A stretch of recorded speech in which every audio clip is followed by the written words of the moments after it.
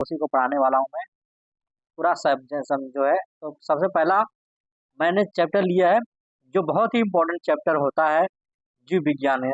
और इसमें से अधिकतर क्वेश्चन जो है पूछे जाते हैं, कम से कम 15-20 नंबर के इससे पूछे जाते हैं। इसका नाम है पुष्पी पादपों में लैंगिक प्रजनन। पुष्पी पादपों में लैंगिक प्रजनन। तो अब यहाँ पे पुष्पी आवृत्ति विधियों का एक आकर्षक अंग है, तो आप इसको पढ़ लीजिए। प्राचीन काल में ही पुष्पों के साथ मानव का एक निकटस्थ संबंध रहा। मतलब इसका कहना है बहुत ही पुराने समय से जो है पुष्प के साथ मानव का जो है बहुत लगाव सा एक संबंध रहता है। मानव के लिए पुष्प सौंदर्य विषयक है। मतलब मानव के लिए जो है हमें क्या होता है, अगर हमें किसी को सजाना होता है तो हम क्या करते हैं, पुष्प को चारों उसको सुसज्जित करते हैं या फिर सजाते हैं। तो उसका कहने का मतलब यही है। इसके बाद अवसनात्मक, सामाजिक, धार्मिक तथा सांस्कृतिक महत्व की वस्तु रहा है। ये सभी चीजों में जो है पूरा इसका सहयोग रहता है। पूजा पाठ हो गया या फिर सांस्कृतिक कोई कार्यक्रम है उसमें हो गया। किसी को जो है हाल मारा पहराना तो भाई पुष्प का ही हाल मारा पहराते हैं, और किसी का तो उसका कहने का मतलब ये है। तो अब ये हमारे पास जो है ये पुष्प के यलियस आरक्षीय निरूपण जो है, यानी कि यलियस वो, अब यहाँ पे हम देखेंगे डायग्राम दिया गया है पुष्प का।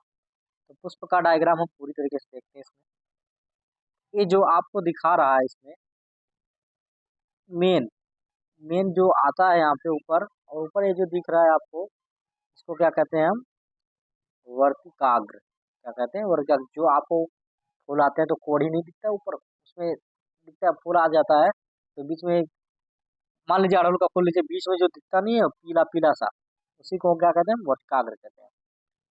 इसके बाद जो अलग अलग ये दिखा रहा है, ये सब पंखुड़ियां है। क्या है, पंखुड़ियां जो इसपे मतलब इसमें से फूल निकलेगा। क्या निकलेगा, इन दोनों में से फूल निकलेगा। ये जो बगल बगल में ना, इसको कहते हैं पंखुड़ी।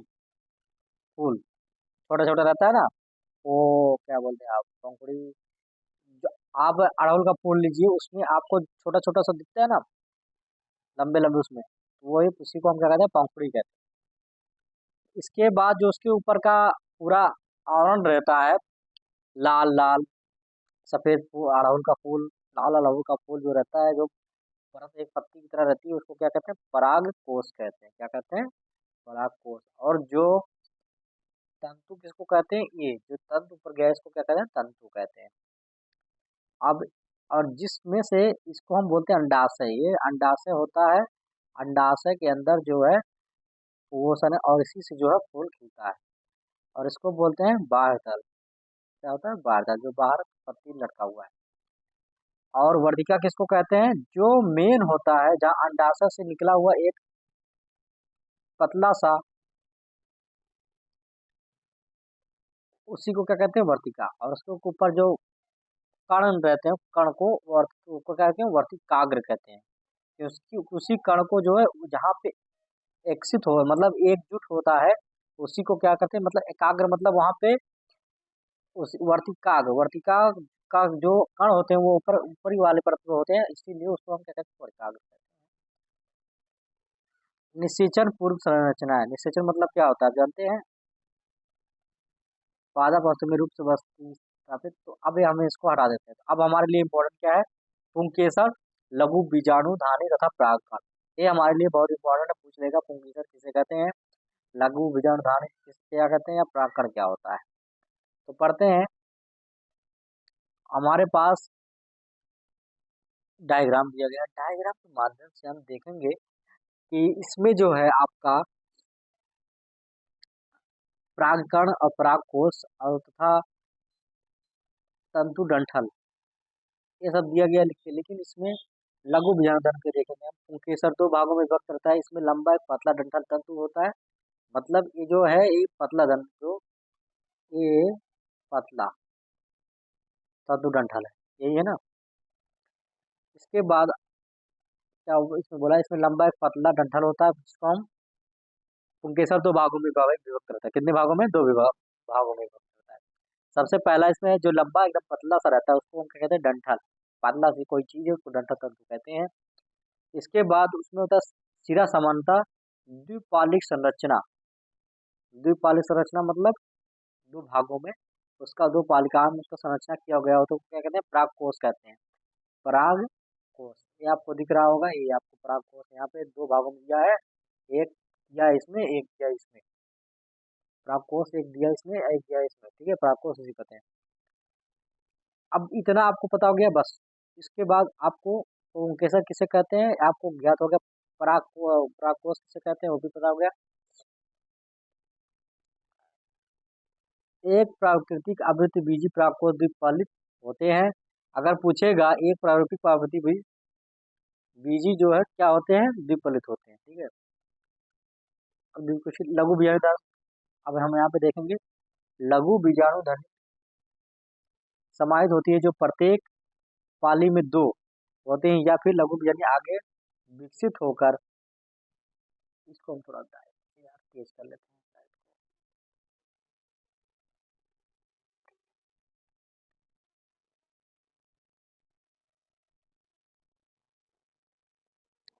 पढ़ेंगे लघु बीजाणु की संरचना। एक अनुप्रस्थ काट में एक प्रारूपी लघु बीजाणु धनी बाह्य रूप से लगभग गोलाई में प्रकट होती है, या सामान्यतः चार भित्त परतों से आवृत होती है। चलो छोड़ो इसको, ये सब आने वाला नहीं। ये क्या है आपका अवसर प्रस्ताव अनुप्रस्थ काट परागकण, ये भी नहीं आ रहा है, पूछेगा ही नहीं। बीजाणु जनक ऊतक कहते हैं, किससे कहते हैं, तो इस ये बहुत इंपॉर्टेंट है टॉपिक आपके लिए। जब ये परागकोश अपरिपक्व होता है, मतलब पूरी तरीके से परागकोश जो पका नहीं होता है, आधा पका होता है, आधा पका होता है आधा कच्चा रहता है, उसको क्या कहते हैं, अपरिपक्व कहते हैं। तब घने सुसंबद्ध, मतलब घने सुसंबद्ध सजातीय, सजातीय मतलब चारों तरफ सजा होता है कोशिकाओं का समूह, जिसे बीजाणु जनक ऊतक कहते हैं। और वह क्या होता है, लघु बीजाणुधानी के केंद्र में स्थित होता है। कहाँ स्थित होता है, लघु बीजाणुधानी के स्थित में होता है। अब लघु बीजाणु जनन क्या होता है, जैसे जैसे परागकोश विकसित होता है, बीजाणु जनऊतकों की कोशिकाएं अर्धसूत्री विभाजन द्वारा सूक्ष्म बीजाणु चतुष्टय बनाती हैं। बस इतना ही, बस इतना। अब लघु बीजाणुधानी और लघु लघु बीजाणुधानी में और जो है आपको परागकण क्या होता है। परागकण नर युग्म को विभव का प्रतिनिधित्व करता है। यदि आप किस यानी गुड़हल का फूल ले लिया, अड़हुल का जिसको बोलते हैं, अड़हुल मुकाम में बोलते हैं ना गुड़हल। अब गुड़हल या किसी अन्य पुष्प के खुले परागकोश को छूते हैं तो आप अपनी उंगलियों में पीले रंग के पाउडर जैसे परागकणों को पाते हैं। परागकण मैंने आपको बताया था कि जो पीले पीले होते हैं ऊपर, उसी को परागकण कहते हैं। अगल बगल में पूरा खुला रहता है ना, तो उसी को जन छिद्र किसे कहते हैं, बारोच कहते हैं कि इसे। अब आते हैं जो, देखो मैं वही बताऊंगा जो पेपर में आएगा, और मैं बाकी सबको जो क्या करूंगा हटा दूंगा, तो उसको मैं पढ़ाऊंगा नहीं। परागकण जब एक बार जाते हैं, ये कुछ इम्पोर्टेंट है, इसमें कुछ इम्पोर्टेंट है क्या, नहीं ये तो कुछ इम्पोर्टेंट। अब स्त्री आते हैं, स्त्री केसर, देखना भूलना मत, मैंने एक बताया था लघु बीजाणु धानी, और एक होता है गुरु बीजाणु धानी। इन दोनों का अंतर आपसे पूछ सकता है, क्या पूछ सकता है, अंतर, दोनों का अंतर पूछ सकता है आपको। अब इसको हम पूरा पढ़ेंगे। जैन पुष्प की स्त्री जनन अंग का प्रतिनिधित्व करता है। जैन स्त्री केसर यानी कि एक एकांडपी या स्त्री केसर बहुअंडपी हो सकते हैं। जहाँ पर एक से अधिक होते हैं वहां पर स्त्री केसर आपस में संगलित यानी कि उक्तांडपी हो सकते हैं। मतलब मिली जुली रहते हैं, मतलब पूरा एकदम रहता है, युक्त रहता है, बहुत सारे आपस में मिले रहते हैं। या फिर वे आपस में स्वतंत्र, यानी मतलब स्वतंत्र रूप से स्वतंत्र होंगे, मिले नहीं रहेंगे, अलग अलग रहेंगे, उसको कहते हैं विक्टांडपी कहते हैं। प्रत्येक स्त्री केसर में तीन भाग होते हैं। पहला होता है वर्तिकाग्र, वर्तिका तथा अंडाशय। मैंने आपको बता दिया, अगर आप पूछा जाएगा फूल का जो है यलेस में जो है उसका नहीं है, तो पहला वाला जो चीज मैंने बताया था वही आपको बनाना है। वर्तिकाग्र परागकणों के अवतरण मंच का काम करता है। वर्तिका एक दीर्घीकृत पतला इकहरा भाग है जो वर्तिका के नीचे होता है। वर्तिका के नीचे मतलब बताया ना, वर्तिका जो पतली सी डंठी नहीं गई है और बीच में जो रहता है वो लिखी है, वर्तिका वही होता है।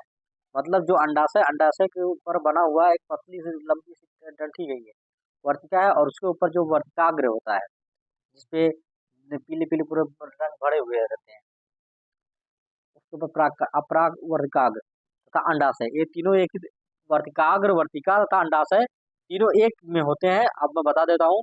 ये आपका देखिए डायग्राम था जो मैंने बताया था, ये ऐसे डायग्राम था, ये ऐसे ऐसे ऐसे था। अब इसको हम क्या कहते हैं, वर्तिकाग्र कहेंगे। इसको क्या कहेंगे, वर्तिकाग्र। और इसको कहेंगे वर्तिका। और इसको कहते हैं अंडाशय। इसमें अंडा भरे रहते हैं, छोटे छोटे छोटे छोटे छोटे छोटे। ठीक है।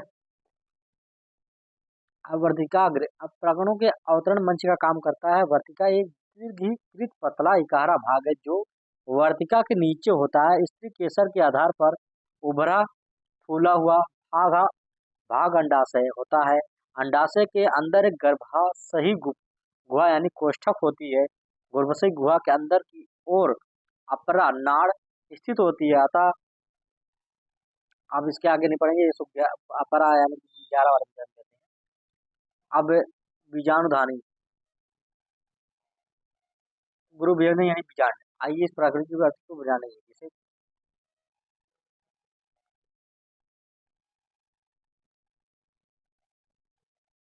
तो आपको क्या क्या पढ़ना करना, क्या पढ़ेंगे आप, गुरु बीजाणुधान।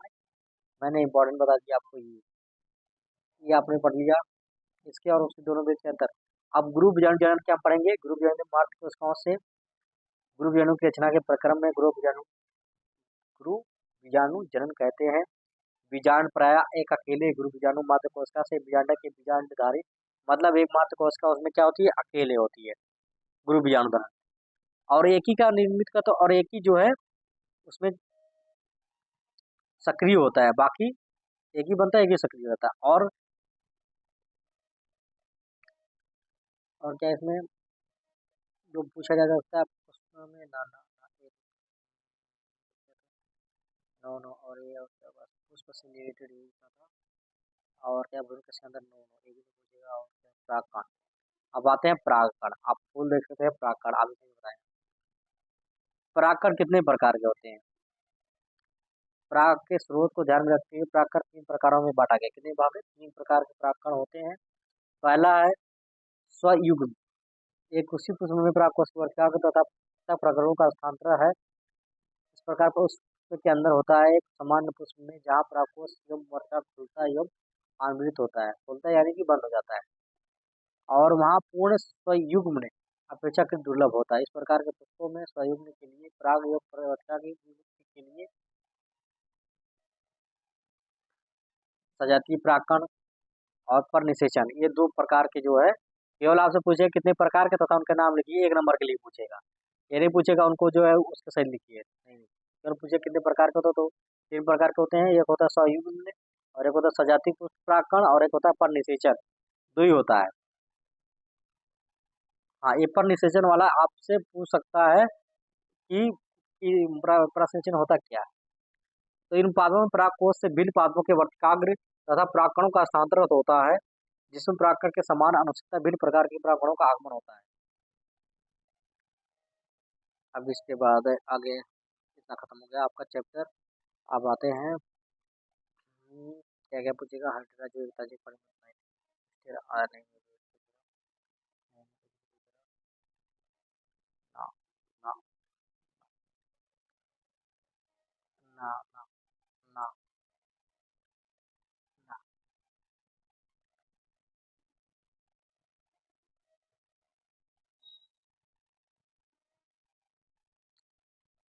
देखो दोस्तों, स्त्री केसर के अनुप्रस्थ लंब काट में प्राण नलिका की वृद्धि, यानी कि स्त्री केसर के अनुप्रस्थ काट हो सकते हैं, पूछ लेगा। स्त्री केसर का ये पूछे बहुत सकता आने बनाने किया जाए, ये स्त्री केसर का अनुप्रस्थ काट है, ये हो सकता है आपको बनाने के लिए पेपर में आ सकता, नहीं आएगा। अनुप्रस्थ काट स्त्री केसर को पूछता है। इसके बाद ये डायग्राम हो गया आपका, डायग्राम भी बता दिया मैंने।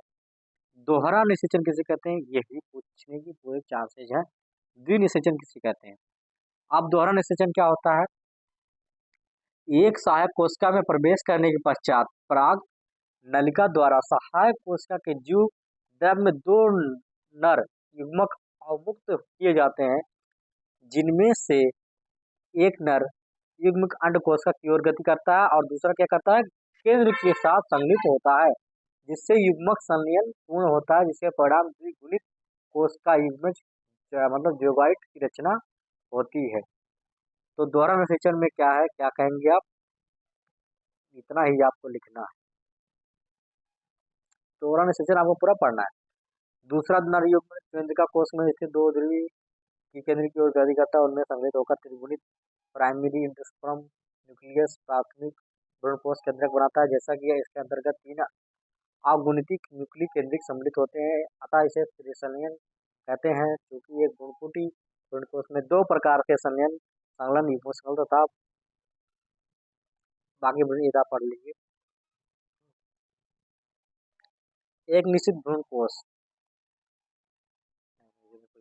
निषेचन भ्रूणकोश हॉस्पिटल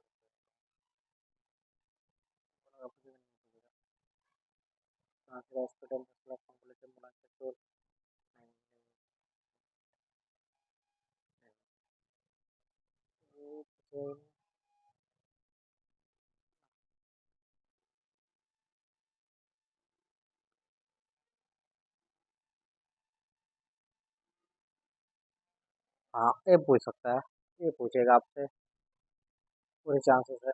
तो पढ़ते हैं, असंघनन किसे कहते हैं, और वो बोलता आस ए असंग जनन किसे कहते हैं, आसंगन आसंगन किसे कहते हैं, ये पूछता है। तो यद्यपि समान तौर पर बीज निषेचन के परिणाम है, कुछ उत्पादों जैसे कि एस्ट्रेसिया तथा घासों ने बिना निषेचन के ही बीज पैदा करने की प्रक्रिया विकसित कर ली है, जिसे असंजन कहते हैं। बस इतना ही आपको पढ़ना है। अब वह भ्रूणता किसे कहते हैं, एक बीज से अधिक भ्रूण की उपस्थिति को क्या कहते हैं, बहुभ्रूणता कहते हैं। बस यही एक नंबर के लिए वो पूछ सकता है। हो गया, ये भी हो गया। चलो, एक चैप्टर आप खत्म हो जाता है। एक अब मैं बताऊँ, एक अभिवृत्ति बीजीय पुष्प के अंग उनके नाम बताइए जहाँ नर जो मादा कोई मधु का विकास होता है। मैंने आपसे पूछा था अंतर स्पष्ट, ये पूछेगा आपसे लघु बीजाणुधानी तथा गुरु बीजाणुधानी में अंतर स्पष्ट करिए, बस इतना ही पूछेगा और कुछ नहीं। ये बाकी आप छोड़ दीजिए, नहीं पूछेगा। मैंने आपसे बोला था बीजाणु जनक उत्तक लघु मार्ग कुछ करना है, बस ये प्रवृत्ति विज्ञान के भागों में की साफ सुथरा निर्माण होता है। आप क्या करते हैं, बुक से नहीं पढ़ते हैं, बुक से पढ़ते हैं तो आपको अच्छे से पता होता क्या आएगा।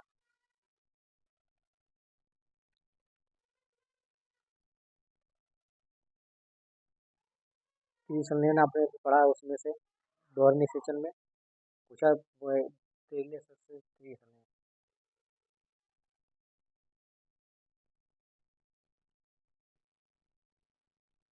ये देखिए, मैंने आपको बोला ना आशागजन क्या होता है, इसका महत्व है, इसका क्या मतलब, आशागजन जरूर पूछता है, तो ये जरूर पूछेगा आप। चलिए, आप तक को मैंने बता दिया, इतना आपको पढ़ना है। तो अब दूसरा हमारा जो चैप्टर हम आपको बताने वाले हैं क्या है आपका, जैसा कि आप जानते हैं मानव जन्म। अब मानव जन्म में क्या क्या है आपको मैं बताता हूँ, उसमें से क्या क्या पूछेगा। पुरुष जनन तंत्र का, इसमें से आपको इम्पोर्टेंट क्वेश्चन ज्यादा पूछता है, और स्त्री जनन तंत्र, ये दो ऐसी जनन तंत्र है जिसमें से सबसे ज्यादा क्वेश्चन पूछे जाते हैं।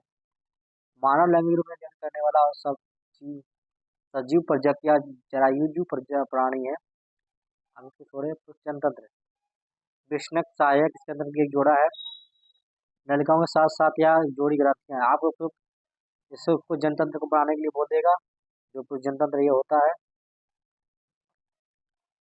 ठीक है, आपसे पूछ लेगा। नलिकाओं के साथ साथ एक जोड़ी ग्रंथियां तथा बाह्य ग्रंथियां शामिल होते हैं। शरीर में विष्णु उदर गुहा के बाहर एक थैली धानी में स्थित होता है, जिसमें विष्णु कोश यानी स्क्रोटम कहते हैं। विष्णु कोश बिंदु के तापमान को शरीर के तापमान से 2 से 2.5 डिग्री कम कर रखने के सहायक होता है, जिसमें शुक्राणु विभाजन के लिए आवश्यक है। शुक्राणु कहाँ पे होते हैं, उस विष्णु विष्णु में पाए जाते हैं, बाहरी, ठीक है। वयस्कों में प्रत्येक विषाणु अंडाकार होता है, जिसकी लंबाई 4 से 5 सेंटीमीटर और चौड़ाई 2 से 3 सेंटीमीटर होती है। आवरण से ढका रहता है। प्रत्येक विषय में लगभग 250 कक्ष होते हैं। कितने होते हैं? 250 कक्ष होते हैं। कितने कक्ष होते हैं? 250। अब पुरुष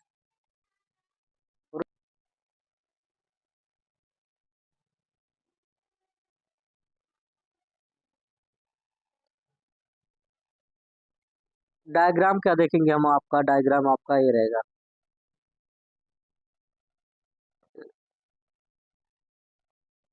यार क्या बताऊं, दिमाग खराब। तो डायग्राम आपको क्या बनाना है? ये बनाना है। और विष्णु किसे कहते हैं, ये सब आप क्वेश्चन पूछ सकते हैं। क्या पूछेगा? विष्णु किसे कहते हैं, और बाकी जो भी आपसे कुछ सबसे बहुत इंपॉर्टेंट।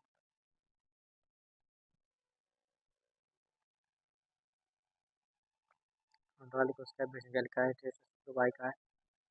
कौन सा सुप्रजनक नलिकाओं के आरोग्य काट के दृश्य? विष्णु। अब मूत्राशय मुख क्या है, ये सब नहीं आएगा आपको। स्त्री श्रेणी प्रदेश का जनन तंत्र दर्शाने वाला आरोग्य काट। नहीं, ये भी नहीं पूछेगा आपसे। हाँ, ये इसका आपको क्या बोलेगा? स्त्री जनन तंत्र क्या है, इसको आपको पूरा पढ़ना है, स्त्री जनन तंत्र को। और इसमें आपको क्या है, इसे जनन तंत्र के अंतर्गत एक जोड़ा अंडाशय, ओवरी के साथ साथ एक जोड़ा अंडवाहिनी, एक गर्भाशय यानी यूट्रस जिसे कहते हैं, ये गर्भाशय, ग्रीवा यानी सर्विक्स, तथा योनि वजाइना, और बाह्य जनेंद्रिय अर्चन शामिल होते हैं, जो श्रोणि क्षेत्र में होते हैं। जनन तंत्र के एक सभी अंग एक जोड़ा स्तन ग्रंथियों में ग्लैंड्स के साथ संलग्न होते हैं। तो देखिए, ये आपको बनाना है डायग्राम। डायग्राम आपको बनाने के लिए पूछ सकता है। ये डायग्राम है आपका। तीसरी जनतंत्र का आरेखीय काट काट जो है दृश्य बनाइए। ये आपका है। ये दोनों अंडे हैं। क्या है दोनों? एक अगर ये अंडा होता है, ये भी अंडा है, ये भी अंडा। ठीक है। अंडाशय, गर्भाशय, ये आपका जो है। अब पढ़ते हैं उसके बारे में। अंडवाहिनी, डिम्बाशय नलिका, फ्लोपियन नालिका, गर्भाशय तथा रस्सी सहायक निकाय बनाती है। प्रत्येक डिम्बावली नाली लगभग 10 से 12 सेंटीमीटर लंबी होती है। कितने लंबी? 10 से 12 सेंटीमीटर, जो प्रत्येक अंडा से चलकर गर्भाशय तक जाती है। अब उसके बारे में आपको पूरा लिखना है, तो आप लिख सकते हैं। भैया इतना टाइम नहीं मेरे पास बताने के लिए। ठीक है। अब आते हैं, मैं फटाफट में आपको बस कल आपका पेपर आज फटाफट में आपको बताने वाला हूँ। तो ये स्तन का जो ग्रंथि आरेखीय काट दृश्य है, आपको केवल इसको रीड करना है, रीड करके बस चले जाना है। ये पूछेगा, जो पूछेगा नहीं मैं उसको बताऊंगा अभी, क्योंकि मैं आप लोगों को ये नहीं बताने वाला हूँ कि आप लोग, ताकि कल पेपर आप लोग जो है वहाँ पे जाके आ गया मेरा, तो आपका खत्म हो गया। अब पूछेगा जितने सारों की पूर्ति करे। मानव उत्पत्ति वाला है, अलैंगिक नहीं, लैंगिक उत्पत्ति वाला। क्या है? लैंगिक। मानव है सजीव प्रजक। मानव में निषेचन होता है बाह्य। नर एवं मादा युग्मक होते हैं, युग्मनजन होता है। पुरुष जनतंत्र का एक नामांकित तारीख बनाइए। या फिर अब विष्णु तथा अंडाशय के बारे में मैं बोला था आपको। सूर्यजनन क्या है वो भी बताया, तो जिनमें सूर्यजनन की प्रक्रिया वर्णन करके। अब इसमें आपको सबसे अंडजनन क्या है, अंडाशय गर्भस्थ काट का नामांकित चित्र बनाइए। ये आपको देख लेना है, ये आपको जरूर पूछेगा। और शुक्राणु क्या है ये पूछेगा। विष्णु तथा अंडाशय और स्त्री जनन, आपको दोनों को पढ़ लेना है अच्छे से। ये चैप्टर आपके लिए बहुत इंपॉर्टेंट है। स- समझ लीजिए 20 से 15-20 नंबर इसमें से आपको पूछना ही पूछेगा। सब क्वेश्चन।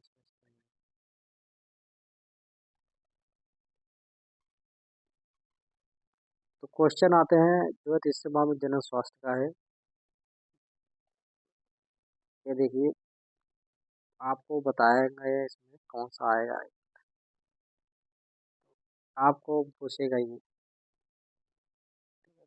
ये आपके विचार जानेगा इसमें, इस चैप्टर में आपके विचार जाना जाए। आइए दोस्तों, अभी हम तो आपका चौथा अध्याय है वंशागति तथा विविधता के सिद्धांत। इसमें आपको मैं क्वेश्चन बता दूं क्या क्या आने वाला है। मंडल के औसत गति के नियम, ये आपको इंपॉर्टेंट होने हैं। मंडल के औसत गति के नियम ये आपसे पूछेगा क्वेश्चन में। तो आपको पूरा क्या है वंशागति के नियम, ये आपको पूछेगा, इसमें से पक्का क्वेश्चन पूछेगा, 7 नंबर का है, 5 नंबर का, जो भी पूछेगा मिनरल के द्वारा। जीन के हम इसे जीन कहते हैं, क्या कहते हैं, जीन किसे कहते हैं। ये आपको बहुत सारी इसमें से क्वेश्चन, मोनोहाइड्रेट कहा जाता है, एकल संकर क्रॉस किसे कहते हैं, तो एकल संकर क्रॉस किसे कहते हैं, ये भी आपसे पूछेगा, एकल संकर क्रॉस किसे कहते हैं। तो आपको ये पूरा पढ़ के रीड कर लेना है, आपको अपनी मुँह जुबानी लिखने के लिए ना, मुँह जुबानी। तो वो आ जाते हैं ये। देखिए अभी यहाँ में मैं सारणी बताने वाला हूँ, क्या क्या आप मतलब किसी किसी पूछेगा।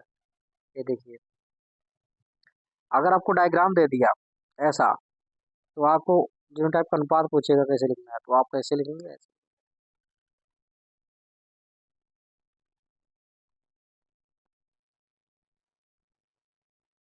यहाँ यही होता है ना, बताने का समय नहीं रहता है, और जब समय रहता तो इंसान बताता नहीं। हमें भी टाइम नहीं मिला, क्या बताया।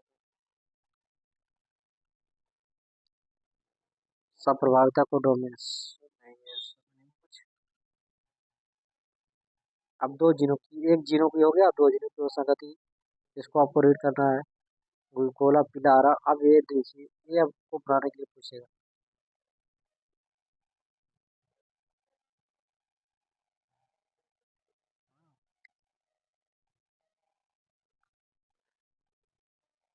वंशागत क्रोमोजोम सिद्धांत,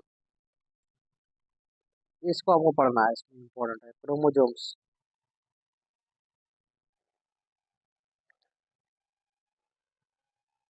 ये आपको इसमें से पूछेगा।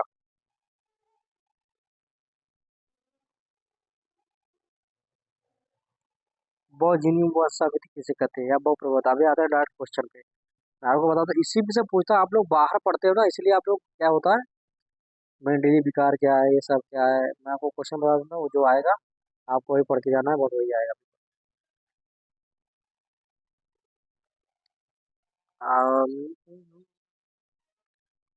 निम्न में भेद करें नहीं। अब मैं बोलता हूँ, एक संकर क्रॉस का प्रयोग करते हुए आपको ये एक ये आएगा, पश्चात प्रभाषा लिखो और चित्र बनाओ। एक ये स्त्रों को नहीं है इधर, पीले तथा पूर्ण को ये वाला पूछेगा, 7वें नंबर का, 7वां नंबर पूछेगा।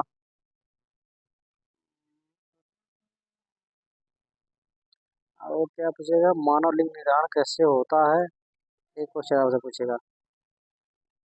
और सप्रभाविता अपूर्ण प्रदर्शन बिंदु के उत्परिवर्तन वसंत क्रोमोसोम और प्रस्तावित किया, किन्हीं दो आलों की नहीं, आप ये पूछेगा। तो जितना बताया हूँ उतना ही पूछेगा दोस्तों, और आपको एकदम अच्छे से याद करके जाना है, क्या है, बस इतना ही कुछ।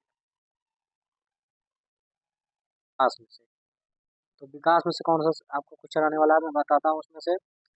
डार्विन के चयन सिद्धांत के परिप्रेक्ष्य में जीवाणु में देखे गए प्रतिरोध का स्पष्टीकरण कीजिए, पहला क्वेश्चन। और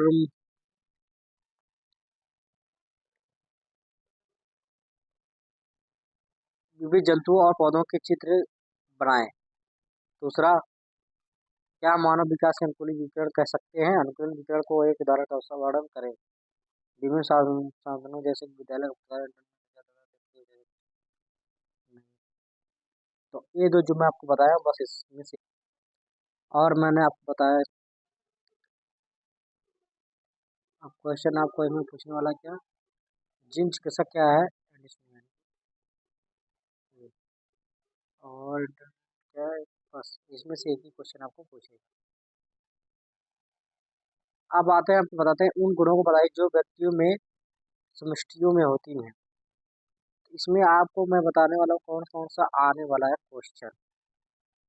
तो क्वेश्चन है ये, इसमें मैं आपको बता दूं, सहभोजता, ये जान लीजिए आपको, ये सहभोजता और परजीविता, ये दोनों बहुत इंपॉर्टेंट है, ठीक है, ये जरूर पूछिएगा आप। के बाद आप आते हैं,